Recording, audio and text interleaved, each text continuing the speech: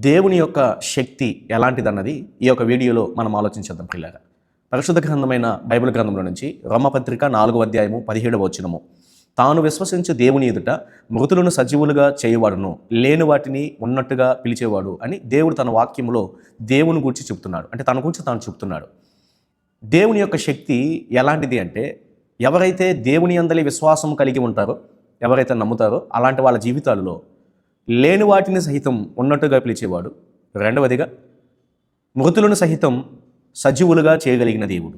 రెండు విషయాలను మనం గుర్తుపెట్టుకోవాలి.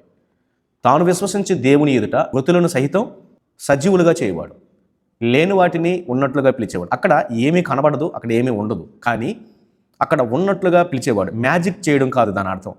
మ్యాజిక్ చేస్తాడా అని అనుకుంటారు కొందరు. దేవుడు మ్యాజిక్ చేయడం కాదు, ఏమీ లేని దాంట్లో నుంచి సైతం దేవుడు ఒక దాన్ని క్రియేట్ చేయగలడు.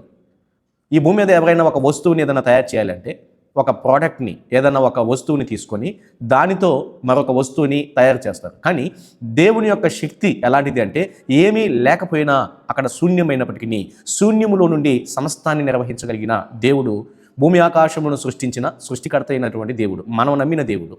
కాబట్టి పిల్లగా, దేవుని యొక్క శక్తి ఎలాంటిది అంటే, మృతులను సహితం సజీవులుగా చేసే శక్తిని దేవుడు కలిగి ఉన్నాడు. రెండవదిగా లేని వాటిని ఉన్నట్లుగా పిలిచేవాడు దేవుడు అని రెండు విషయాలు మనం గమనిస్తాం.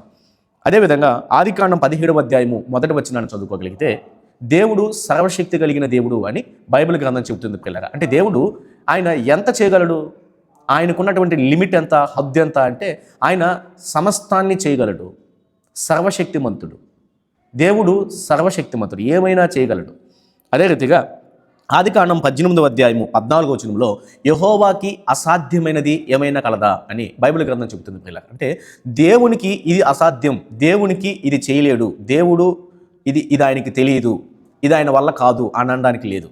మనకు కొన్ని లిమిట్స్ ఉన్నాయి, కొన్ని హద్దులు ఉన్నాయి, కానీ దేవునికి హద్దు అంటే లేదు.